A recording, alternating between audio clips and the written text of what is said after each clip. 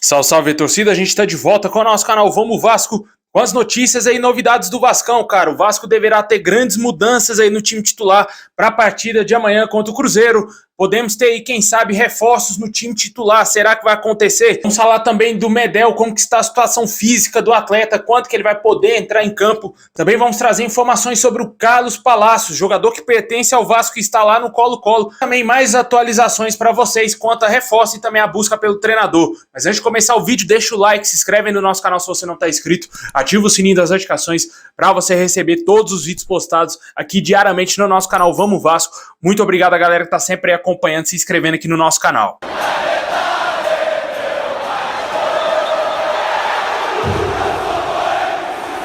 Bom, pessoal, o Vasco vai enfrentar o Cruzeiro amanhã às 4 horas da tarde, jogo em São Januário. Essa partida só terá transmissão do Premier Clubes. Como todo mundo sabe, o jogo não terá torcida, né, por conta da punição do Vasco. O Vasco não poderá ter nenhum torcedor em São Januário e vai enfrentar o Cruzeiro aí. O Vasco precisa de todas as maneiras esses 3 pontos. Só a vitória interessa, não tem que negociar com empate nem nada, meu amigo. Aí tem que vencer. Jogou em São Januário, jogando em casa, tem a obrigação de vencer. Por mais que o futebolzinho que o Vasco apresenta é um futebol de merda, né, cara? Pra gente falar sério aqui, porque realmente é muito fraco o futebol que o Vasco tá apresentando hoje. Mas o que a gente espera é que o Vasco mude pelo menos a sua postura, né? E a expectativa é que tenhamos algumas novidades no time titular. O técnico William Batista muito possivelmente deverá promover as estreias do zagueiro Michael e também do atacante Serginho, né? Ambos já estão regularizados, já estão normalizados no bid da CBF e poderão entrar em campo amanhã para enfrentar o Cruzeiro. Os dois jogadores estão bem fisicamente, já estão algumas semanas treinando lá no Vasco e já estão prontos para entrar em campo, né?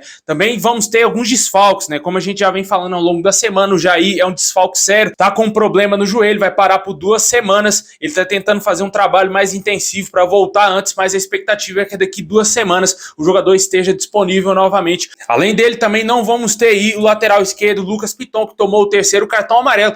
O Léo Pelé irá jogar de lateral esquerdo, relembrando aí os velhos tempos, na época que ele era lateral, por onde passou lá no Bahia, no Fluminense e também no início lá no São Paulo. E possivelmente o Vasco deverá entrar em campo aí com o Léo Jardim, com o Pumita Rodrigues, com o Maicon, Capasso, Léo na lateral esquerda, o meio campo com o Zé Gabriel, Marlon Gomes, Alex Teixeira, o ataque com o Gabriel Peck, Serginho ou Figueiredo, Pedro Raul ou Ryan. Esse é o provável Vasco que vai enfrentar aí o Cruzeiro amanhã. Essa é a expectativa desse time, né? A gente espera que o Vasco consiga fazer um bom jogo, consiga vencer o Cruzeiro. Quando você olha a escalação, você vê o Alex Teixeira ainda como titular, é porque o Vasco, infelizmente, não tem elenco. Ele vai ter que precisar desse ex-jogador em campo aí, mais uma vez. Naquele jogo contra o Botafogo, ele mostrou que é um ex-jogador, cara, que não tem condição alguma de vestir a nossa camisa. Pelo amor de Deus, não dá mais para Alex Teixeira jogar com a camisa do Vasco, mas ele ainda continua como titular, porque no banco tá o Carabarral, né? No banco tá o Matias Galaza, tá esses jogadores aí que não são aqueles meias de criação, mas é os únicos meias aí que o Vasco tem no elenco, porque como todo mundo sabe, o elenco foi maravilhosamente bem montado pelo Paulo Brax, né, cara? É um absurdo, mas é o que temos para hoje. O Alex Teixeira deverá continuar aí no time titular. E para você, torcedor, o que você acha dessa escalação do Vasco? Se você faria alguma outra alteração aí no time principal, se você acha que o Vasco deveria jogar com outro jogador no lugar do Alex Teixeira, ou se você manteria ele mesmo ali ainda como titular da equipe.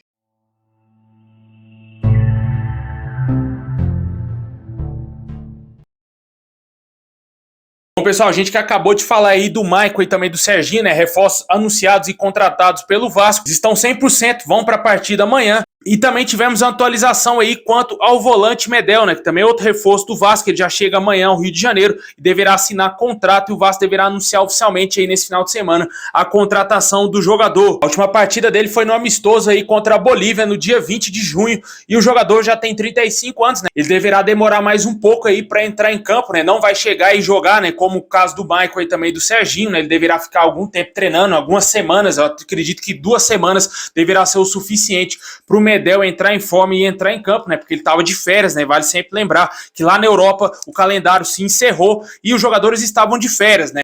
Essa é a situação do jogador. O jogador vai precisar de um período aí de treinamentos para readquirir a boa forma física. Alguns já falam que ele está bem fisicamente, mas é um jogador que já tem idade avançada, né? Todo cuidado é pouco e ele só deverá entrar em campo na boa. Bom, e também tivemos atualizações aí quanto ao meio-campista Rodrigo Zalazar. O jogador já está negociando com outro clube. O Braga de Portugal já está muito avançado com esse jogador e ele não deverá ser reforço do Vasco, como muita gente ainda acha que o Vasco vai trazer grandes jogadores. Tá aí mais uma resposta, tá aí mais um jogador que o Vasco fez uma proposta, que tentou negociar, mas que não deu certo.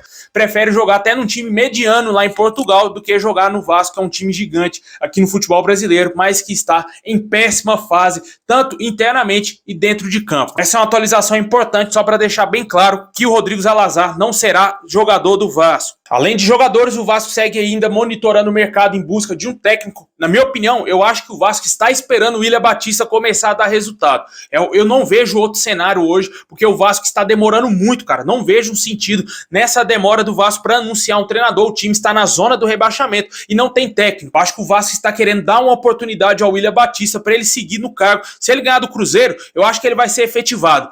Essa é a minha opinião, porque o Vasco não tem a mínima capacidade de contratar um treinador e muito menos jogadores, né? Vai colocar o William Batista, que não tem culpa de nada, numa fogueira danada, né, cara? Porque se o Vasco cai, vai sobrar também para ele, infelizmente. E infelizmente vai ter cobrança sim em cima do treinador, um treinador muito jovem. Mas isso não é culpa dele, e sim culpa da diretoria, que é muito irresponsável, uma diretoria muito fraca, que não está tendo condições de contratar um técnico, né? Tem semanas que a gente está falando aqui que o Vasco precisa contratar um treinador, já tem muitos dias após a demissão do Barbieri, e nada do Vasco contratar um técnico e está esperando que o nosso técnico do Sub-20, que tem apenas 30 anos, nunca trabalhou no futebol profissional, faça alguma coisa de diferente que ajude o Vasco a sair da zona do rebaixamento, sem ter reforço, sem ter grandes jogadores na mão, somente com o elenco fajuto, furado, montado aí pelo Paulo Brax. É isso que a diretoria do Vasco está fazendo hoje, é isso que eu estou enxergando. Na minha opinião, tá muito claro isso. O Vasco não está indo atrás de treinador. Tentou lá o Pesolano, mas já sabia que era praticamente impossível contratar esse técnico, que é o Valladolid, que é uma multa muito alta para liberar o treinador, e o Vasco não vai pagar esse dinheiro. O que a gente está vendo hoje é uma grande indecisão da diretoria, lentidão muito grande. Ninguém tem convicção dentro do Vasco, não tem ninguém convicto de nada dentro do Vasco. O Vasco é uma bagunça, é pior do que o Vasco do Eurico Miranda. Para você ter ideia, o Eurico Miranda, por mais que ele era ruim,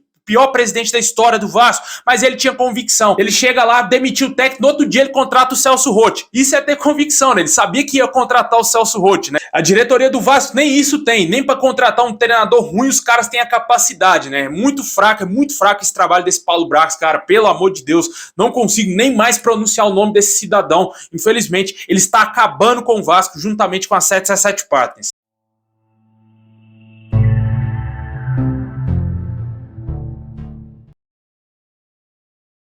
Bom, e para fechar aqui nosso vídeo, vamos falar aí do Carlos Palacio, jogador que ainda pertence ao Vasco, está emprestado ao Colo-Colo lá do Chile. Um clube da Arábia Saudita tem interesse na contratação do jogador, que vem se destacando bastante lá no futebol chileno. O Vasco já recebeu os primeiros contatos aí dos árabes para contratar o jogador. Porém, de acordo com as informações que a gente tem lá do Chile, é que o jogador não quer sair do Colo-Colo. Ele está muito bem, é o clube do coração do jogador, ele não quer sair do Colo-Colo.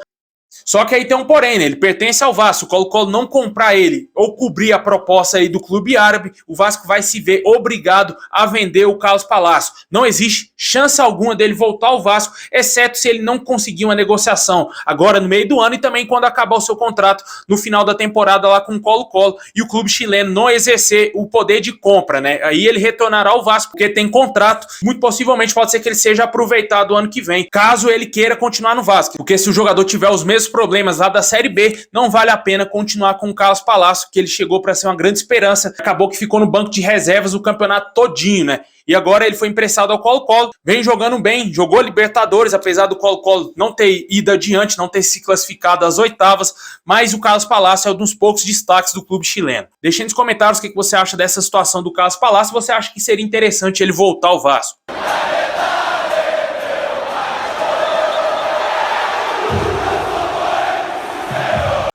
É isso aí, pessoal. Muito obrigado por ter assistido até o final. Deixa o like, se inscreve aí no canal, ativa o sininho. Tamo junto e é nóis.